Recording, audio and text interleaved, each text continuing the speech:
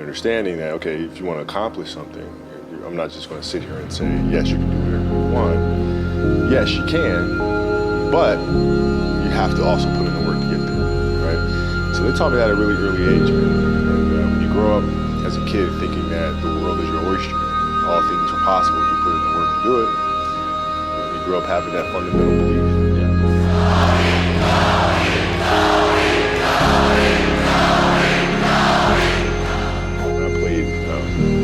One of the things I had to learn is how to get the best out of my teammates. Yeah. And most people think it's a simple thing, pass them the ball. But that's not how you make guys better. You have to really affect their behavior.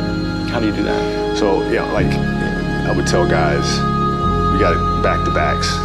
I don't care if we're in Miami, I don't care if we're in a great city of Chicago. You can't go out, we got to get rest. Right? Back-to-back games. Back-to-back games, right? Monday, Tuesday. You play Monday, you play again Tuesday. Guys aren't going to listen, right? Right. So a few times, say, all right, we'll all go out. Go out together. Really? I'll drink with you, right? But the next morning, I'm banging on your door at 5 in the morning. Let's go. They're not getting Where are we going? I hung out with you, now you come hang out with me. Wow. This is what we do, all right? Let's go. And we're at the gym, we're working out, right? We hit the bus, we go to practice, we play that night. And they're dead. And they're dead. And they're like, oh, lesson learned.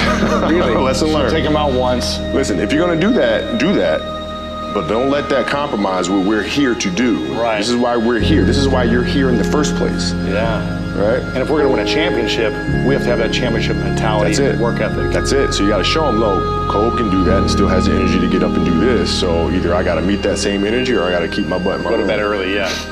The best way to prove your value is to work, is to learn, is to absorb, to be a sponge. You always want to outwork your potential. As hard as you believe you can work harder than that. And that's what I tried to do when I first came in the league. But basketball is such a direct competition sport that me coming in at 17, I hated when my teammates would say, I get hit with an elbow, right? Shaq would hit me with an elbow in practice. Nick Van Exel would come up and say, are you okay? I'm like, what? Mao, are you okay? What the hell's wrong with you? So I always had that extra chip on my shoulder. So every day in practice for me was really trying to annihilate everybody that I was playing against. Because I wanted to prove you don't need to babysit me. I'm fine, And so it's always that competitive nature, the work ethic, and curiosity. Because I asked a lot of questions. Playing with Byron Scott, I asked him a lot of questions. Eddie Jones, who was great at chasing guards off the screens, and I didn't understand how to do that. I would sit with him before practice, after practice. Magic, James Worthy, Kurt Rambis, Kareem Abdul, all the Laker greats, I would always sit down and just ask them questions about certain games that I studied growing up. What actually happened there? What did you feel there? Why?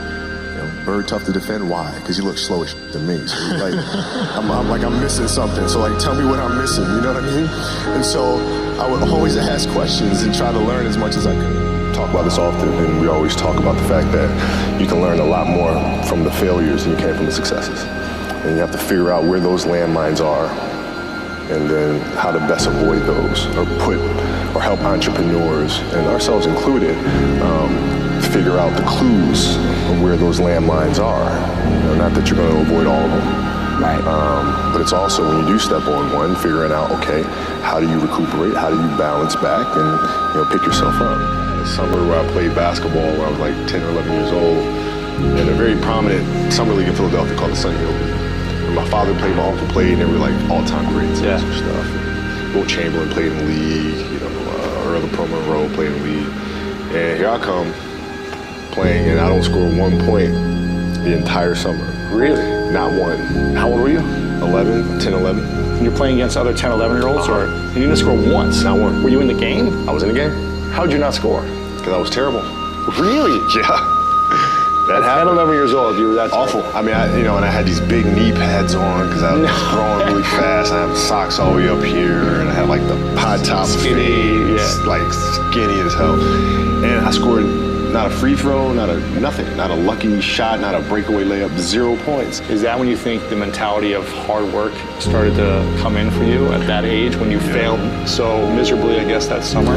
I think that's when the idea of understanding a long-term view became important, because I wasn't going to catch these kids in a week. I wasn't going to catch them in a year, right? So that's when I sat down and said, okay, this is going to take some thought. All right, what do I want to work on first?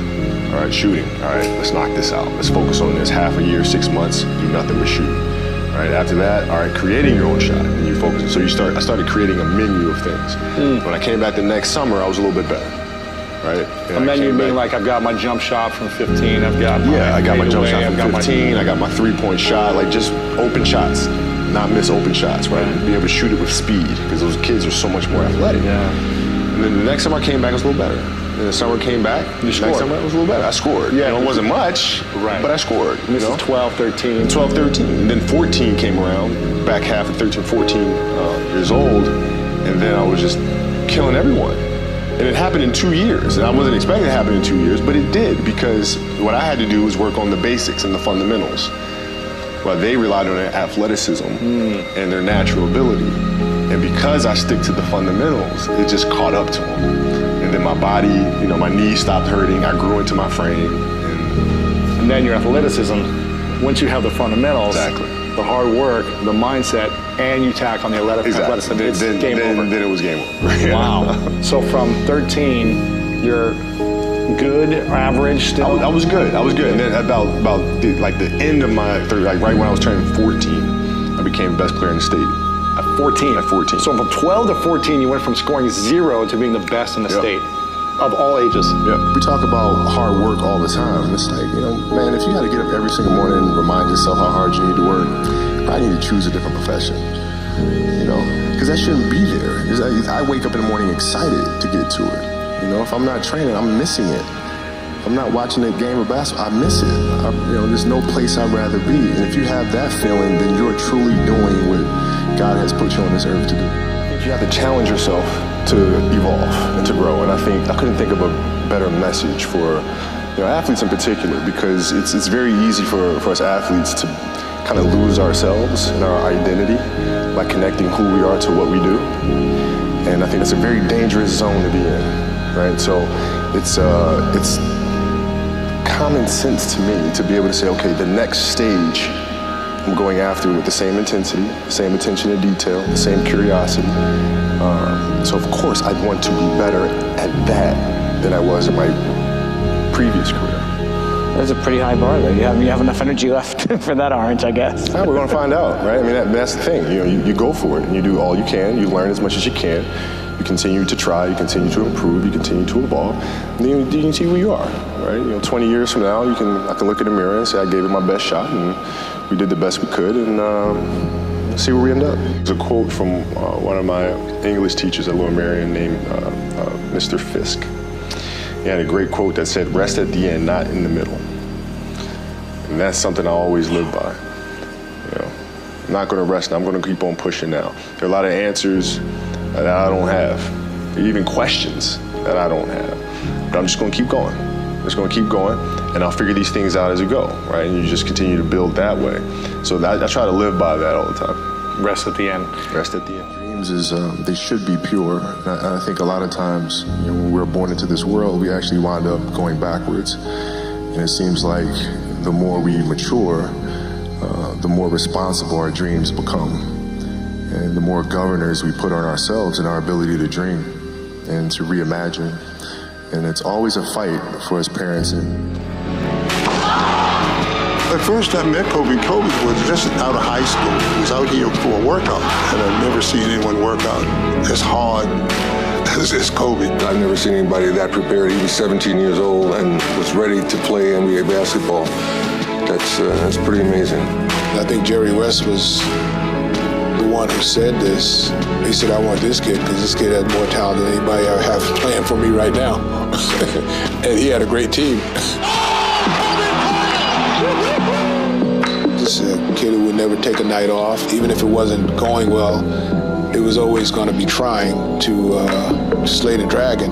If you don't have that type of work ethic, you don't get to enjoy the benefits. Out to Kobe.